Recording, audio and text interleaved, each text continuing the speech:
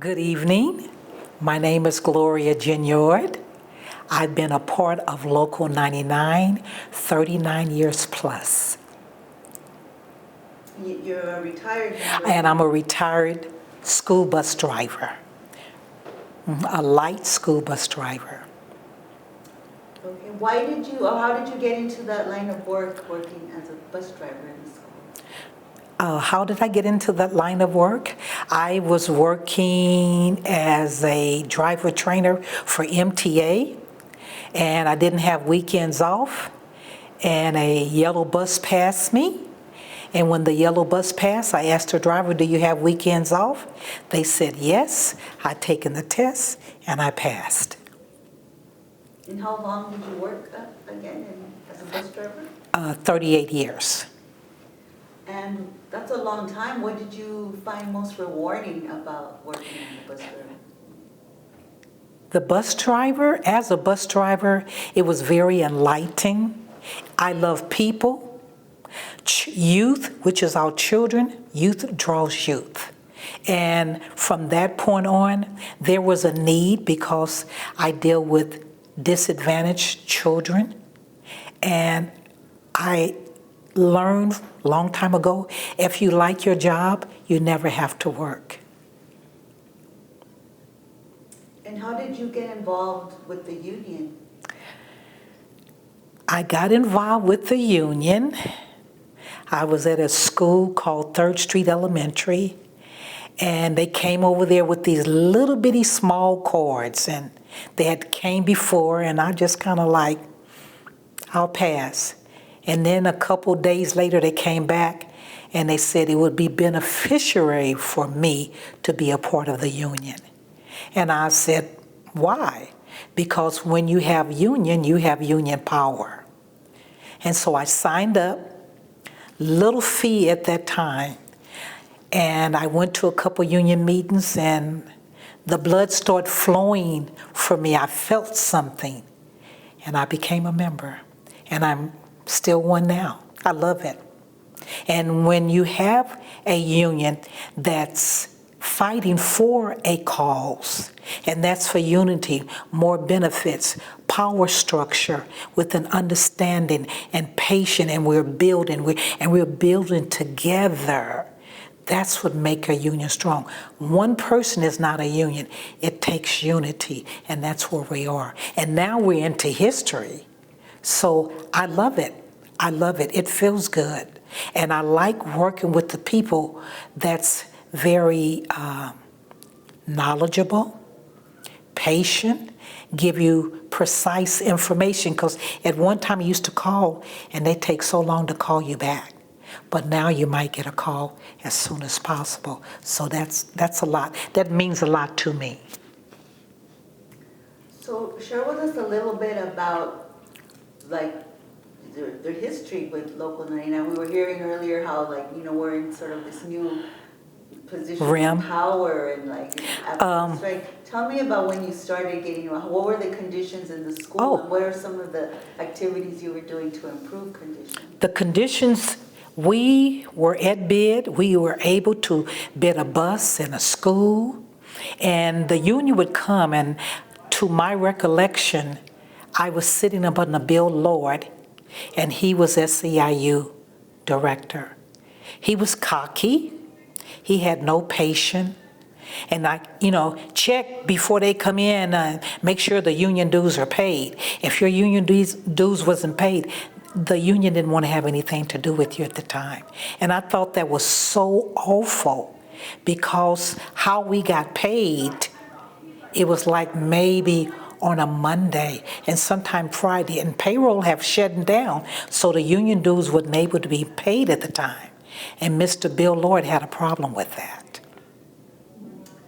And what about in the school district? Were there issues that you were dealing with? Oh my God, yes. We had principals thought they were dictators. They would call to transportation, and if they didn't like your facial expression, or you didn't come in the office and check after your 8 o'clock run and you had another one for 8:30 and you were late, they'll call transportation. It might be raining, a bus would break down. It was called 962, and they just thought they had all the power. They didn't have to call transportation. They just, hey, I'll call your supervisor and make a change. And then as time went on, and Local 99 was there to represent us, and they would go in and talk to the administrators, things start ceasing. And then they recognize us, we need the drivers.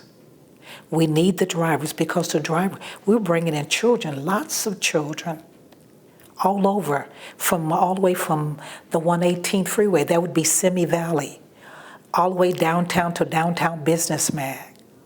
I've carried some of the best of students. I learned from them, and they learned of me. And once you have a relationship with them, your ride becomes much smoother. So that's what I've learned through my years of driving. Do you think that being in the union made a difference to improve conditions? Or did the drivers at that time take any actions? Or? Oh, yeah, they took actions. Yeah, they taken actions. It was sometime what happened, the cafeteria had a discrepancy with the food. And it was like they just start serving, they just start splashing the food out to the kids. Some of them was nonverbal. And we got to the point, hey, you can't do this. So then they started being a part of us, with us. And they started serving the food to the children with respect. And I was coming out of a school called Whitney. Whitney is a special school. It's a special center now. And it was kind of rough over there. And what I mean rough, they didn't look at us being part of transportation. They looked down on us. But if we didn't bring those children in, that head count, when they taken it, if it wasn't there, then the state of California didn't pay the school district. So we started bringing the children in. We had 8 o'clock runs, 8:15s, 10:15. We had runs that for midday would just last for 2 hours. Bring a group of students in at 10, and at 12:15 they would be back on the bus. Some students couldn't stay very long. And so there was a time that we had gifted programs, had special ed programs, and now they're all together. You got your special ed even in school with your most intelligent students today. A lot of changes with the number of students. Also, you mentioned earlier that there had been other strikes at LA. Oh yeah, there was threats. We were threatened to walk off. Without those school buses coming in, hey, we have went into the yard and we didn't move. Not a school bus moved, nothing. And without that, what you're gonna do? You're gonna write all of us up? You have one yard that had maybe 500 routes coming out of Gardena. So what are you gonna do, write us up? So then they start listening. And then that's where labor management played a part. And with labor management, you would send certain drivers in to talk to the administrators. And as of today, we still have labor management. So that's where those committees started? Yes. And then we had a group used to call, it was called SRP, Safe Riding Practice. That was mandated by the state. We'd go school to school, and then administrators would say, oh my, this is nice. We've learned something. And so then we got a little more respect, and it started ceasing because at first it was a chaos. And it was just, the union was very small. We was down there at 8th and Union. That building was cold. You couldn't come up. It wasn't accessibility for seniors. No AC. When it's hot during the summertime, it was hot. So we're in a better location. Very grateful for where we are now. Now we'll turn a little bit to the strike that just happened last week. Can you tell me your experience of that? Like, how did you participate in it? What things did you do during the strike? I was downtown LA, standing in the back, and as my director spoke, Max Aris, they didn't believe that this was going to happen. And Local 99 made history all over the world. And when that happened, and we got this raised, I felt good about it because as a professional driver or just working for the school district, period, that's a tedious job. And I felt good when that happened. I mean, we got it, we made history that went down and we're in the newspaper. And I felt good about that because long time ago, we took maybe 5%, 7%, not big raise. This was a giant one. This was a giant move. And we still below poverty right now. Don't think we're here high. That's nothing because everything is very expensive at this time. When you mentioned that they didn't believe that the strike could happen. Oh, no. Who are you? Superintendent, the staff, the Board of Education, they didn't believe it. They're just like, oh, they're just shooting water. That's just streaming water. Nothing's going to happen. They need their jobs. They're going to be here. And they didn't think that this was going to happen. But then we unite. And when you unite with people, more people, the teachers came in, everybody started coming in and listening. And so when you unite like that, you have a lot of power. And so when you fight, then automatically, after perseverance, you win. And that's what happened.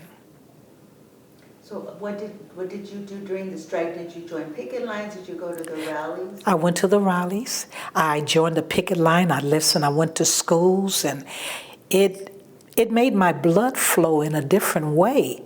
And I said, this is possible. It can be done. And so I felt good. I even feel good now. But there's still more work to be done. Do you think things changed at Local 99 because of the strike? Yes. Yes, Blanca, it has changed. There's a different look. People have a different way of thinking. Actions, perseverance, knowledge. We've hired more people. I mean, we're known. You walk in a room, the first thing you hear, SEIU, Local 99, that says a lot. And then the e-board that we have right about now, we're very powerful. What I mean by being powerful, we have an ear for listening. Everybody can't be a head. Someone has to be a neck. And I learned that a long time ago. So the strike happened, I mean, you were retired. You did not tedious. Work with Yes. anymore, but you said you still felt proud, like as a retired member. I guess how As a retired member, I could speak to the other members and the members that's in preparation to retire to let them know the fight is not over. It's still there. We must fight and we must stand together. Unity, with knowledge and power, we can move on. It's going to still take some time. The fight is there. It's powerful as we speak. That's the purpose of us being here today, so we can spread the good news that this fight is not over. do you think? Could you have imagined that something like the strike could happen when you started, or? Oh no. During that time, Local 99 been around since the 1900, maybe 1940, 41. 2 men came in. And it was small and very little bylaws. They were just trying to bring people together.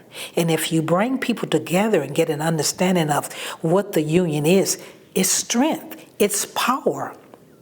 When you have more than just one voice, 2 men brought this union together. But look where we stand now. How many years has it been? It's been a very long time. 1940-ish. 1949. There you go, 49. So, I mean, from that time until now, oh my, this is phenomenal. I feel good. I feel good even sitting here. There was no cameras and light and action during that time. They was trying to bring people together so they could keep their jobs. And once again, in 1949, people were just scattered. They was trying to hold on their jobs. And two men brought us together. That's why we're here. They made history. We're making history now. This is history. 75 years, 1949 to 2024, that's almost 75 years. That's history. What message do you have for future members watching this, maybe another? Oh my, please be a part of SCIU. You will be part of history. This is the next generation that's coming.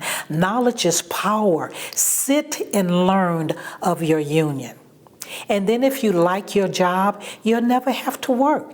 And always support your union because they're going to support you.